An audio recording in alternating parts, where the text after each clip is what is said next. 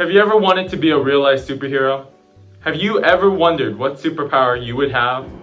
Have you ever dreamed of being recognized for saving someone's life? Have you ever killed a spider and then immediately regretted it because now it can't bite you and give you Spidey powers? No? Just me? What if I told you this fictional imagination can be your reality? What if I told you you have the capabilities to save the world? Hey guys, my name is Joshua Louie, and I have been an advocate for environmental awareness for the last 15 years.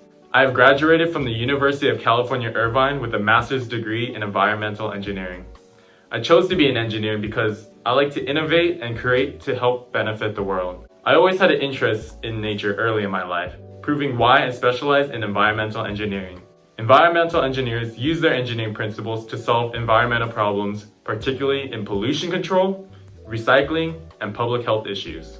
Earning a median salary of almost $90,000 every year, and with a high projected growth rate of 25.4% covering the next 10 years, being an environmental engineer is not only smart, stable career choice, but further satisfying to know we're paying our obligation to protect our world. Consider being an environmental engineer. You will end up getting paid for helping our nature. Now, you may be wondering, how can I be a superhero that you promise I can become? The simple answer is to leave your privately owned vehicle at home and take public transport when going to school. If you are a college commuter, consider taking advantage of public transit as much as possible because you will help save millions. On an estimate, a gallon of gasoline contains about 2,421 grams of carbon. Let's say you drive a car that gets 20 mpg, of course meaning miles per gallon. Therefore, for every mile you drive, you use about 121.05 grams of carbon. We can then convert that number to give us 443.85 grams of CO2 gas that we produce for every mile we drive. With no real-life comparison, that is just a number to us. Well, let me give you this. One normal balloon contains 0.403 cubic feet of air. Air's composition contains 0.04% of CO2 gas. After further conversions and calculations, the amount of CO2 gas we emit for driving 1 mile can fill 75,239 balloons. Pop! CO2 gas released into the air we breathe. Breathing noxious CO2 gas has many negative side effects. It can cause respiratory problems as it bonds with your blood in place of oxygen, causing acute systematic effects. CO2 can also injure your body cells by raising the acidity in your body that leads to faltering functions in your heart. The acidity then leads to nerve damage, which includes delirium, hallucinations, seizures, respiratory failure, coma, or even death. Lastly, CO2 gas replaces breathable oxygen. If the oxygen content in the air is insufficient, you slowly suffocate due to oxygen depletion until you inevitably experience permanent damage or death. The worst part of it all is that as you begin suffocating, there are no warning signs to detect it.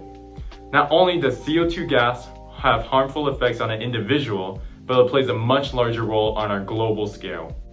Global warming. Global warming is real. The CO2 gas that we humans cause gets trapped in our atmosphere, and the world gets warmer by result. We observe climate change happening right now as our polar ice caps are melting, taking away the home from this little guy. Car emissions play a big role in global warming as it shows its impact in causing air pollution. Look at these images from the New York Times published by Nadja Popovich and Denise Liu in their article titled "The Most Detailed Map of Auto Emissions in America." These graphs prove how much of an impact car emissions have in producing harmful CO2 gas. If we don't want to motivate the destruction of our world, then we must lower these numbers and decrease the levels of car emissions. But what can we do? As present-day college students, what power do we have in changing the world? You may be thinking how small of an influence you have on the world. But with everyone here combined, we take much of the responsibility of polluting our atmosphere, for we are the ones at fault for killing millions of living creatures such as the polar bears.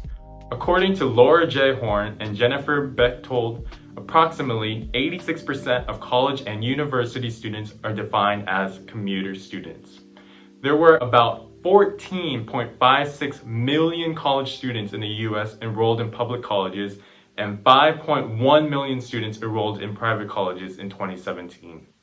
meaning almost 17 million college students commute to school in the United States alone. Yes, 17 million commuters. I bet most of you commuters out there also have your own car. If you want to be a superhero and change the world for the better, leave your car at home. Take public transportation. Make use of the shuttle, bus, subway, or whatever the school provides because they are meant for you. The school is already paying for their services, you might as well take advantage of using them. You can also use a bike, scooter, skateboard, or heck, just walk to school. You will be doing a huge favor towards the environment and you will get in your exercise for the day. However, if you simply must have your own personal vehicle because you absolutely need your liberty of driving, or if you have special circumstances, switch to an electric or hybrid car to reduce gasoline consumption. By having a more eco-friendly vehicle will cut down on your personal CO2 emissions, further helping reduce vehicle emissions. By taking advantage of the public transit or any of these other alternatives, you will not only reduce air pollution, but you will see other hidden benefits that come along with it. Have you ever been late to class because you spent 15 minutes looking for parking? Have you ever had to pay hundreds for a parking pass? Has your stomach ever growled in the middle of class when it's super quiet and it's not only disruptive to you, but to everyone else around? I know that doesn't pertain to our topic, but I'm genuinely curious because that always happens to me and it's frustrating. According to Cara Rivera's article titled "College Campuses Are Working to Lessen Parking Pains," published in the LA Times, she shows the struggles of students who commute to college via their own personal car. As stated by Julian Dotremont-Smith in Rivera's article, he stated, "At commuter schools, transportation makes up about 50% of their total carbon footprint." Dotremont-Smith is the Director of Programs at the ASSN for the Advancement of Sustainability in Higher Education. He demonstrated how some campuses do discourage driving by turning to demanded price parking, proving public transportation will save you money because you won't have to pay for those parking permits, nor will you be paying for your own gasoline. Taking public transportation is not only an environmentally friendly decision, but it's also economically smart. Truly a win-win resolution. You have an obligation to preserve this world for future generations. As inspiring students ready to make a difference in society, let's start by making a difference in our own environment right now.